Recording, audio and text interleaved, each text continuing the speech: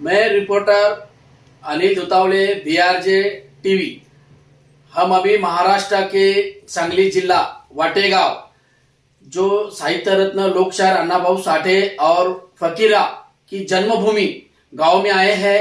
अपन फकीरा के जो वंश है उनसे बातचीत करेंगे।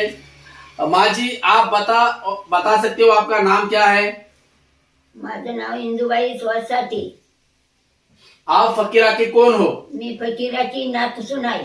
फकीरा के बारे में आप कुछ बता सकते हो? हो, बताइए बताइए। मोहन सांगी। माँ जी ने कहा है कि उनका भतीजा मोहन साठे साहब है, अपन उनसे बातचीत करेंगे। मोहन साठे साहब, आप बता दीजिए कि आप फकीरा के रिश्ते में कौन लगते हो? ऐसे तो हम फकीरा के रिश्ते में जैसे नाता पोता जैसे बोलते हैं, तो उस तरीके से हम नाते में उनके नातू जी लगते हैं और पोते लगते हैं, समझो जैसे। और फकीरा के बारे में भी जहाँ तक के है, जो अण्णाभाऊ साठे ने उनका फकीरा नाम का स्टोरी लिखकर पूरी दुनिया में मशहूर किया हुआ है। आज उसको रशिया में बहुत बड़ा सम्मान मिला है और कम से कम 29 भाषाओं में उसका अनुवाद हुआ है, जैसे ट्रांसलेट हुआ है। मराठी का ट्रांसलेट लेके, जैसे जेक है, पोलिश है, रशियन है, हर भाषाओं में उसका ट्रांसलेशन होके उनके वीरता का और उनके पराक्रम का अण्णाभाऊ साठे जी ने बहुत सारा इतिहास लिखा हुआ है। तो अभी कहना मैं तो यही चाहूँगा कि उस जमाने में अंग्रेजों का इस भारतवर्ष पे अमल था और वो अमल को चलाने वाले स्थानिक लोग थे, जो अंग्रेजों से बटेल थे, अंग्रेजों से वो मिले हुए थे। वो लोग गांव खेड़े का पूरा राज कारभार चलाते थे।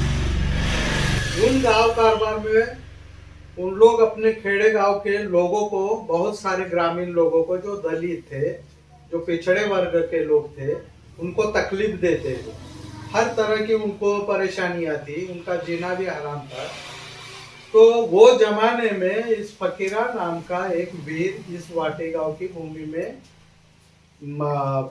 जन्म लिया उन्होंने, या तो पैदा हुए समझो।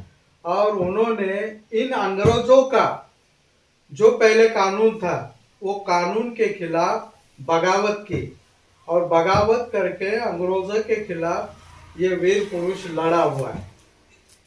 और लड़ते लड़ते उन्होंने अपना बहुत सारे, ये पूरे परिसर में, जैसे सांगली डिस्ट्रिक्ट हो, सातारा हो या कोल्हापुर हो, इसमें अपने पराक्रम से हर तरह से भारत को स्वतंत्र मिले, इसके लिए बहुत सारा बलिदान दिया हुआ है।